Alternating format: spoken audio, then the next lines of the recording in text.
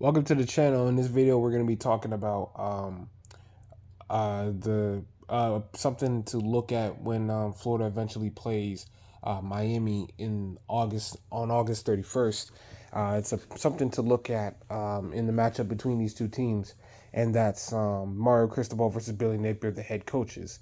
Now, both of these guys were hired in the winter of 2021. 2 seasons apiece between the both of them. You know, both of them kind of had disappointing years. Billy Napier back-to-back losing records.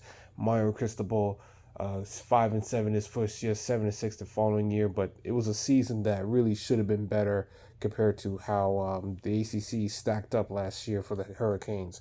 So what I am speaking on in this video is that I know there's a lot of talk about how Billy Napier is on the hot seat at Florida and this and that and this and that and this and that and this and that and this and that. But I believe that the Mario Cristobal's losses at Miami have been worse than Billy Napier's losses at Florida. Now, anytime I say this in a comment section of a YouTube video, Hurricane fans just have absolutely flooded me with replies saying, "Oh, Mario Cristobal is this and that and this and that and this and that," saying that he's more accomplished than Billy Napier and that Billy Napier is going to get fired and all this other crap. That wasn't the point. My point was that if you look at because Mario Cristobal right now has a 12-13 record at Miami, and Billy Napier has an 11-14 record at Florida. I'm saying that Mario Cristobal's most embarrassing losses are worse than Billy Napier's most embarrassing losses at Florida, and I'm going to explain to you why I wrote this, why I believe this. So I was watching Ali Peek's a Peek Inside College Florida Gators football from Ali Wilbur.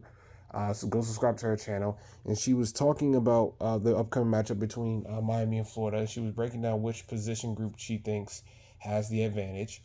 And one thing that she talked about was coaching, in that both head coaches have had a history of making bad errors on the field that have costed their team victories. And I wrote in the comments section saying this: as far as coaching is concerned, I can argue that Mario Cristobal's losses at Miami have been far more embarrassing than Napier's losses at Florida.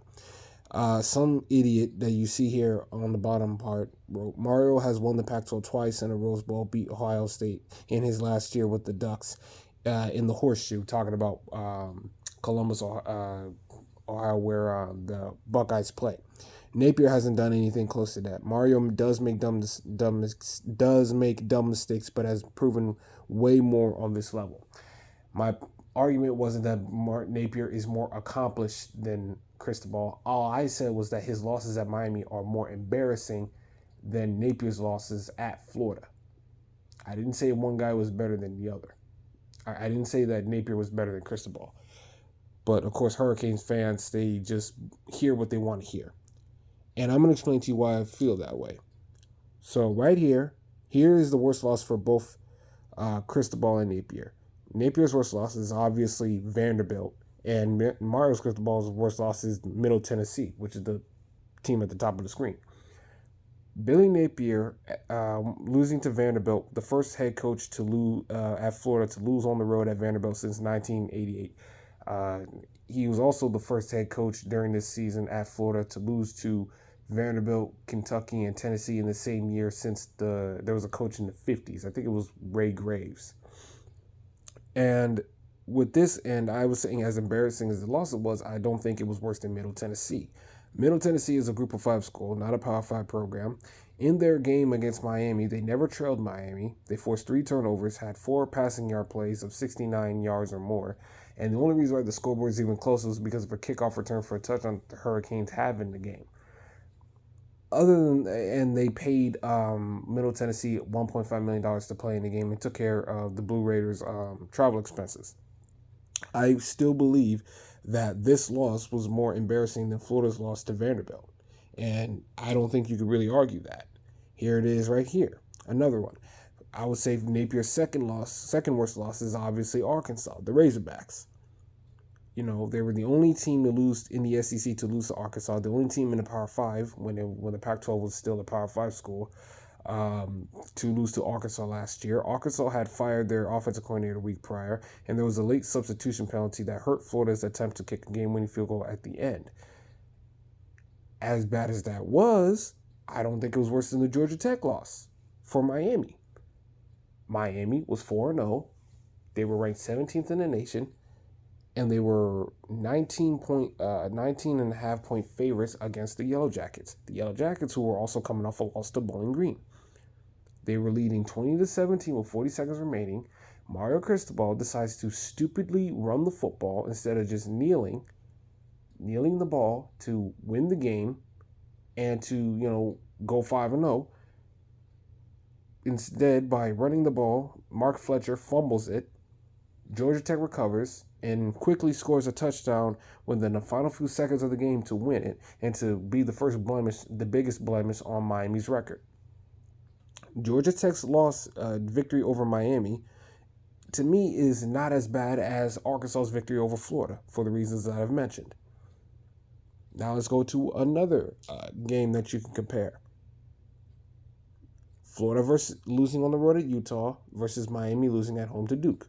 Now, in this game, there was a lot of mistakes made that Florida had in this game. They had a bunch of substitution penalties.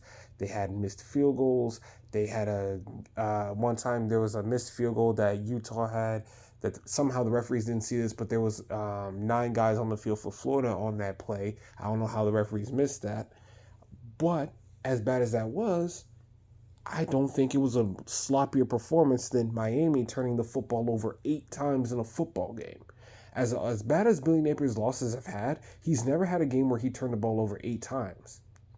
Mario Cristobal had that with Duke in 2022. And not only was it that the 8 turnovers, it was against Duke, lesser talented, against another first-year head coach in Mike Elko, who's now coaching the Texas A&M Aggies, who Florida will play 2 weeks after Miami. The year 1 head coach at a far less talented program like Duke was, and he outcoached Mario Cristobal, and Duke was just better prepared and better disciplined in every facet of the game. And it was the biggest win Duke has ever gotten over Miami in history. Before then, it was by 15 or 18 points or something like that, and Duke blew Miami up by 24. And they, quite frankly, if it wasn't for some turnovers that Duke made in this game, they could have blown out Miami even worse. So I would say Miami's loss to Duke is worse than Florida's loss to Utah. I see 3. Okay, I would see 2 losses here that Mario Cristobal has that's worse than Billy Napier's worst loss to Vanderbilt, and I would say maybe even the Duke loss was worse than Billy Napier's losses to Arkansas and Utah, if I had to rank them in order. How about their 1 bowl appearance? Both of these coaches made 1 bowl game in their tenure so far. Mario Cristobal this past December losing to Rutgers, and Billy Napier the previous year losing to Oregon State.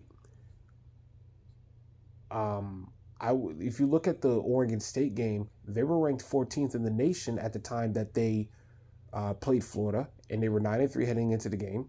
They dominated Florida 30-3. Florida had to kick a late field goal just to, avoid getting shut out. And Miami last year lost to Rutgers for the first time in program history, giving up over 200 yards on the ground. Maybe this is biased, maybe me being biased, but I would say Miami's loss to Rutgers is worse than Florida's loss to Oregon State, because Oregon State was by far the better team heading into their game against Florida. On paper, Rutgers was not that much better. And Mario Cristobal, even with all the bowl opt-outs that he had in that game, he had way more talent than Rutgers did. Rutgers absolutely bullied Miami at the line of scrimmage and just outperformed them throughout the entirety of the game, and, was just looked better disciplined and better coached by Greg Schiano. Miami did not play well in this game at all. And on special teams, Rutgers blocked a punt and almost blocked 2 other punts throughout the game. So Rutgers could have beat Miami by worse. And if you wanted to bring up Florida getting blown out by Kentucky this past last October, okay, but there's a game in which Mario Cristobal and his Hurricanes got blown out by Florida State by 42 points. And they also got blown out by Pittsburgh at the end of the year. So even with Florida losing, I think it was like 30-14 to Kentucky last year, is that worse than Miami getting blown out by Florida State by 42 points? Is it worse than Pittsburgh blowing Miami out 42-16? I wouldn't agree with that. I wouldn't agree with that at all. So there's a bunch of losses. Any bad loss that you could bring up that Billy Napier has had at Florida, I could argue there's a couple other losses that Mario Cristobal has had at Miami that's even worse. I'm not saying Napier's more accomplished than Cristobal. I'm not saying even predicting that Florida's going to necessarily win the game in August against Miami. I'm just saying if you look at their losses, there's way bigger blemishes on Cristobal's record than Napier has had at Florida. And quite frankly, I would argue the fact that Mario Cristobal only has one football game better victory than Napier is kind of sad, considering the fact that he's in the ACC. He's in a very weak conference, as opposed to Napier, who's coaching in the SEC. That's going to get even better once Texas and Oklahoma come to enter this year. So again, I'm not saying that Napier is a better coach than Cristobal. I'm just simply saying his losses, in my humble opinion, are not as embarrassing as Mario Cristobal. Mario Cristobal has the benefit of being in the ACC and still struggles. Napier, at the very least, is in the SEC, so he's in a tough conference and has a lot of tough opponents. And if you really break down their best victories, what victory stands out for Mario Cristobal at Miami over the course of 2 years?